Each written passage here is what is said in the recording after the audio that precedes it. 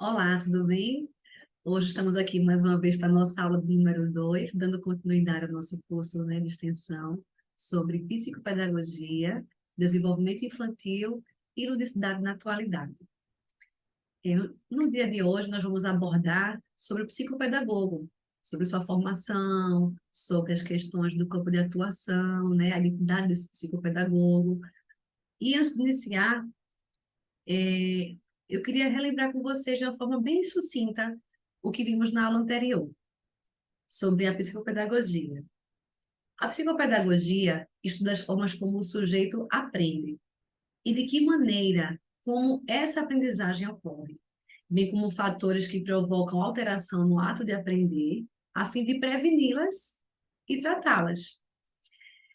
E contribui para a sociedade de maneira ampla e abrangente, ou seja, seu campo de atuação envolve não apenas o sujeito aprendente, mas também as escolas, as famílias e as organizações. Na concepção de Nova, né, que ele traz para nós, a formação não se constrói por acumulação, seja ela de cursos, seja ela formações questão de conhecimentos ou técnicas, né? O acúmulo disso não constitui uma formação, né? Mas essa formação ocorre através de um trabalho de reflexividade, ou seja, reflexivo, de forma crítica, né? Sobre as práticas de construção e reconstrução permanente de uma identidade pessoal. Ou seja, algo que sempre tem que estar em reconstrução, construção e reconstrução, né?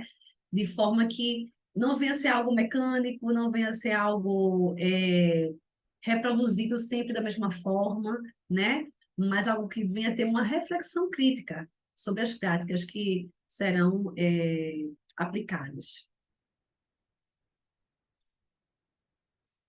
De acordo com a Associação Brasileira de Psicopedagogia, né, de 2008, a formação do psicopedagogo tem certas orientações através de princípios, né? Que são eles a conscientização da diversidade, né? A questão do respeito às diferenças, seja ela de classe social, religiosa, seja qual for, né? A importância de ter consciência da diversidade, do respeito a essas diferenças.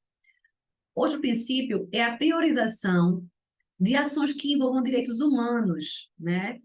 Com o objetivo de ter uma sociedade mais inclusiva, né? Que tenha equidade e tendo ênfase nas potencialidades do sujeito aprendente, né?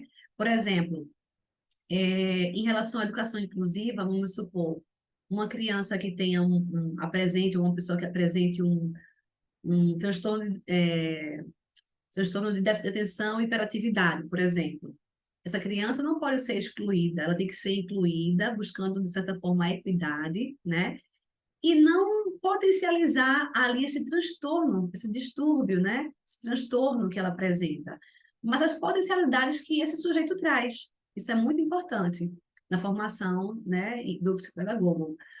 Um outro princípio é a valorização do pensamento reflexivo, crítico e transformador, né? A questão do pensamento, como a gente falou, abordou há pouco tempo atrás, não pode ser algo mecânico, não pode ser algo feito só reproduzido, mas tem que realmente se refletir, tem que realmente ter essa questão da criticidade, né? Para que venha acontecer uma transformação. Outro princípio é a conscientização do trabalho coletivo, pautado pela ética e sigilo profissional, né? O psicopedagogo, ele não trabalha sozinho, né? Como nós aprendemos ontem, a psicopedagogia é uma área interdisciplinar, né? Então, o psicopedagogo em si tem que aprender a trabalhar em equipe.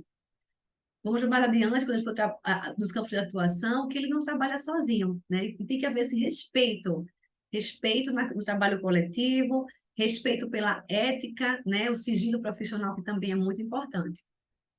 Outro princípio o respeito aos saberes específicos das áreas afins e dos profissionais. Por exemplo, o psicopedagogo ele não pode passar por cima da questão do psicólogo, do pedagogo, né? Se ele trabalhar na área hospitalar, por cima da orientação médica, não.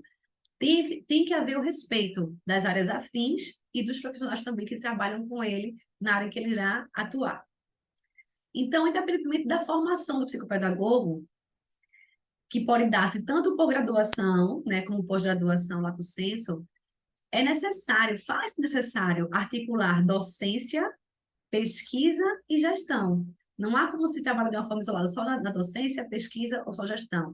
Tem que haver essa articulação na formação, tanto por graduação como pós-graduação desse profissional. E também é importante que essa formação propicie ao futuro profissional subsídios que lhe possibilitem entender como se desenvolve o processo de aprendizagem em sua totalidade, né? Não pode ser por partes, porque o sujeito é um ser cognoscente, é um ser integral, né? Ele não é um ser compartimentado. Em relação à atuação do psicopedagogo, né? Ele pode atuar tanto no âmbito clínico quanto no institucional, que podem ser escolas, hospitais, empresas, asilos, né? E ONGs, que são organizações não governamentais. Segundo Barbosa, o campo de ação da psicopedagogia encontra-se diante de si, ou seja, onde se encontram os aprendizes. Então, onde houver aprendizes, esse é o campo de atuação da psicopedagogia, sejam nas escolas, nas casas, nas empresas, nas organizações ou mesmo na rua. Na área clínica, o psicopedagogo deve compreender o que o sujeito aprende, como ele aprende e por quê, né? Ele diagnostica, ele investiga, identifica as barreiras que estão interferindo, que interferem na aprendizagem, no processo de aprendizagem, com o propósito de resgatar o prazer de aprender e também orienta os pais, professores, as pessoas que lidam com essas crianças que apresentem essas dificuldades no aprender.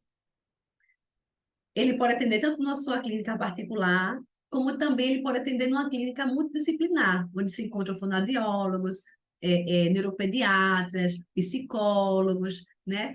Toda essa questão que a gente viu no slide anterior, dessa tarefa de multidisciplinar, interdisciplinar, né? Já no âmbito institucional, na parte escolar, ele pode atuar como coordenador pedagógico, pode atuar como orientador educacional e também como professor. Seu trabalho é relevante para prevenir obstáculos que venham interferir no processo de aprendizagem. O campo de atuação do psicopedagogo institucional é abrangente, né? Ele vai além dos muros da escola e tem uma contribuição em vários contextos. Por exemplo, no empresarial, esse profissional vai atuar na harmonização de grupos, nos relacionamentos dos sujeitos entre si e também na organização. E também individualmente, na maneira como a pessoa, o sujeito lida com suas frustrações e reage perante o erro. No âmbito hospitalar, ele oferece apoio psicopedagógico na resolução de problemas de ordem emocional, cognitiva e motivacional. O internamento em si traz ao sujeito, né, muitas questões que mexem não só com sua questão da saúde física, né, mas também com suas emoções, o seu lado afetivo, né, o cognitivo, tudo isso é prejudicado. Quando se fala de crianças, né, é muito maior ainda essa questão da interferência na aprendizagem, no bem-estar da criança, toda essa parte do ser integral e cognoscente, como nós temos falado, né, cognoscente, interfere de uma forma ainda maior, né? Então, ele busca minimizar o sofrimento do sujeito. E na educação, ele busca uma pedagogia, no caso, a educação na classe hospitalar, na brinquedoteca, em oficinas psicopedagógicas, né? Ele busca uma pedagogia transformadora, né? No sentido de contribuir para a promoção da saúde. Então, não é só a parte da questão intelectual da criança, do cognitivo em si, mas também do afetivo, do emocional, da criança como ser social, né? Buscando a promoção da saúde, do bem-estar dessa criança, desse indivíduo, dentro do âmbito hospitalar. Nas organizações assistenciais, né, como asilos, por exemplo, e nas ONGs, que são organizações não governamentais, esse profissional vai buscar desenvolver ações voltadas para o resgate de cidadania do sujeito, né? Então, nós vemos que há um amplo campo de atuação para o psicopedagogo. E a identidade desse psicopedagogo, ela vai depender do campo de atuação dele, das vivências que ele traz consigo, das suas experiências de vida, né? Tudo isso está envolvido na sua identidade.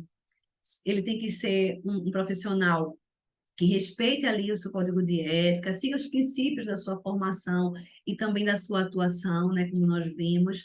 Ele precisa ser um profissional sensível, que tenha um olhar observador, uma escuta atenta, né, sempre respeitando o sujeito a quem ele está atendendo, assim como os demais da equipe que trabalham junto com ele, buscando sempre a questão de ajudar a resgatar o processo da aprendizagem, a trazer o bem-estar para esse sujeito, identificar esses obstáculos, seja onde ele for, de forma preventiva, né? Como é na questão empresarial, na hospitalar, na escolar, nas ONGs, nas organizações assistenciais, como também terapêutica, como é na clínica, né? E sempre encaminhar, quando necessário, esses sujeitos aos quais ele está ali atendendo, né? Essas crianças tão importantes a outros profissionais quando necessário, como fonoaudiólogo, neuropediatra, psicólogo, né? E assim por diante.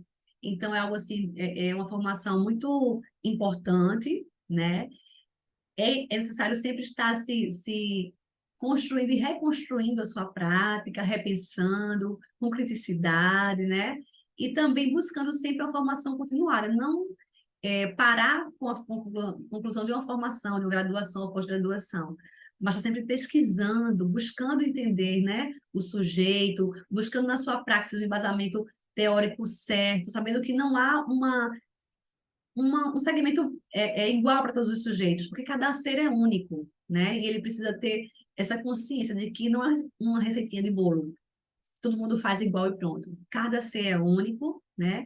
Então, esse profissional tem que ter essa identidade formada, né? E sempre em construção e reconstrução, para ter uma atuação que tenha bom êxito, né? E possa auxiliar as crianças, no qual nós estamos abordando aqui nesse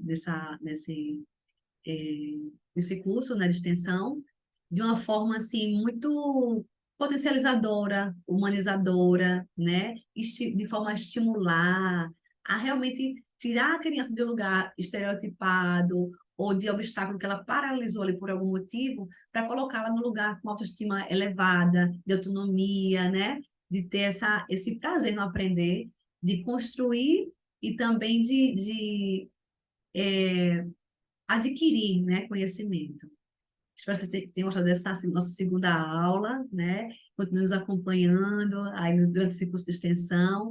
E amanhã nos vemos novamente com a nossa aula número 3, onde nós trataremos sobre as teorias de desenvolvimento, né, infantil, voltadas para a ludicidade e a brincadeira, né? Trazendo a importância dos jogos nesse desenvolvimento infantil, né? Onde traremos autores importantes, né, que influenciaram, que têm respaldo sobre esse tema, e espero vocês amanhã. Obrigada.